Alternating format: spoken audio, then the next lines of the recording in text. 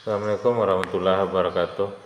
Baik, kita lanjutkan pembahasan kita yang sebelumnya berkenaan dengan perkembangan gerakan politik dan aliran Syiah. Bagaimana yang sudah dibahas pada video sebelumnya bahwa kelompok Syiah ini adalah awalnya merupakan kelompok politik ya. Perseteruan antara Ali dengan Muawiyah kemudian berlanjut kepada terbentuknya Bani Umayyah, mana terjadi tragedi Karbala, terbunuhnya Husain bin Ali bin Abi Thalib, cucu dari Rasulullah SAW.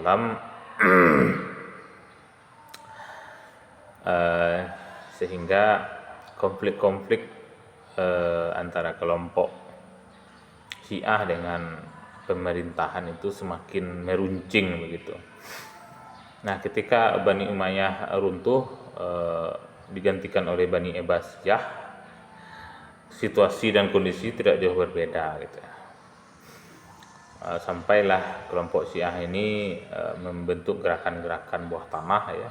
Mereka itu minoritas, tapi satu hal yang patut kita kita tiru dari Syiah ini adalah mereka solid gitu ya. Ya memang biasanya kelompok-kelompok minoritas itu memang solid ya. Walaupun tidak semua kelompok minoritas itu solid secara gerakan gitu. Namun Syiah dalam hal ini mereka patut kita apresiasi gitu.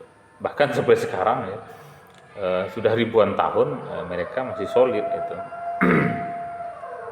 Nah, sehingga berdirilah Daulah Fatimiyah di Mesir yang usia pemerintahnya cukup lama ya, lebih dari 2 abad gitu. Sampailah terjadi perang salib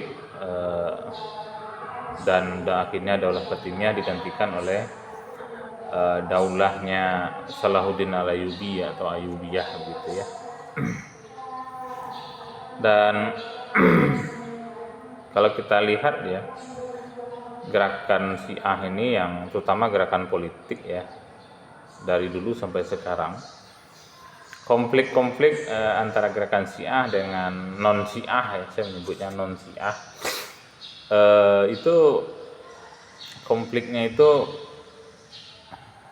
skalanya kecil gitu ya, skalanya kecil, tidak sampai membesar menjadi konflik yang besar gitu. Nah, bagaimana Syiah di abad modern ini gitu ya? Syiah abad modern terakumulasi dalam pemerintahan atau rezim gitu ya.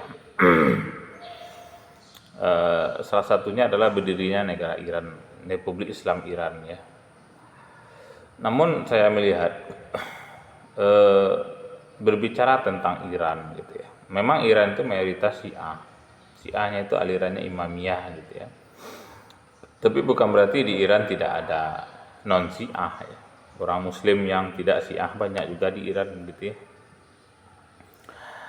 Cuma memang seperti yang sudah saya jelaskan pada video-video sebelumnya, lagi-lagi umat Islam ini mudah sekali diadu domba ya. Mudah sekali pecah gitu. Apalagi sudah berhubungan dengan kelompok, aliran, mazhab, dan bangsa gitu, atau negara begitu ya. Satu hal yang harus disadari oleh umat Islam bahwa negara-negara modern yang lebih dari 200 itu adalah hasil dari keberhasilan dari Barat ya, memecah belah dunia gitu.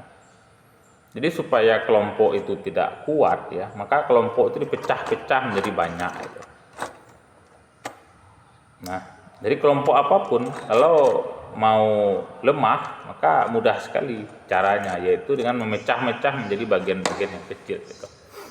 Nah, kalau kita berbicara peradaban Islam, dulu tidak ada negara-negara ya, tidak ada negara-negara satu dan lainnya itu punya batas wilayah itu.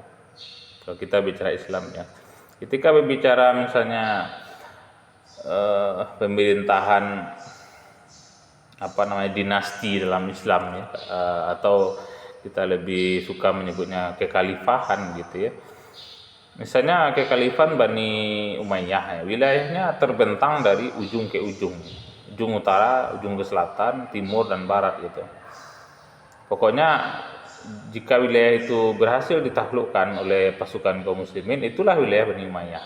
Bani Abbasiyah juga begitu ya, Turki Utsmani juga begitu dan lain sebagainya. Jadi tidak ada negara itu, tidak ada tidak ada negara-negara gitu. Tapi dinasti-dinasti kecil ada ya gitu ya. Walaupun berafiliasi dengan dinasti yang lebih besar ya.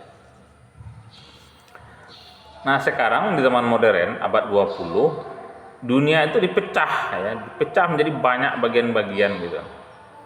Bahkan negara itu pun dipecah lagi menjadi banyak negara. Contoh Yugoslavia ya. Dulu ada negara namanya Yugoslavia. Kemudian dipecah lagi menjadi negara-negara kecil gitu. Sehingga Yugoslavianya hilang, yang tinggal adalah Bosnia, Serbia, Kroasia dan lain-lain gitu ya. Nah, jadi dengan banyaknya negara-negara ini secara langsung juga berdampak kepada dunia Islam gitu. Jadi wilayah-wilayah yang mayoritas Muslim itu dipecah menjadi banyak negara gitu. Dengan perjanjian ini dan itu ya, dengan deal-deal politik tertentu, maka wilayah yang dulu kaum musliminnya mayoritas banyak gitu, kemudian dipecah-pecah. Jadi negara-negara kecil, ya tentu saja negara-negara kecil itu penduduknya mayoritas muslim ya gitu, seperti kita lihat di Timur Tengah gitu. Timur Tengah itu kan mayoritas muslim ya, tapi negaranya banyak sana itu. Nah, nah dengan banyaknya negara ini maka ya otomatis tubuh umat Islam itu lemah itu, kekuatan Islam itu lemah karena tersandra oleh batas wilayah gitu. Jadi sekarang kalau kita mau berbicara peradaban ya, maka satu hal yang harus kita tanggalkan adalah kita jangan lagi memakai narasi-narasi aliran gitu. Ya, kalau kita berbicara kekuatan politik ya, sudah hentikan narasi-narasi aliran, terutama Sunni Syiah gitu. Salam.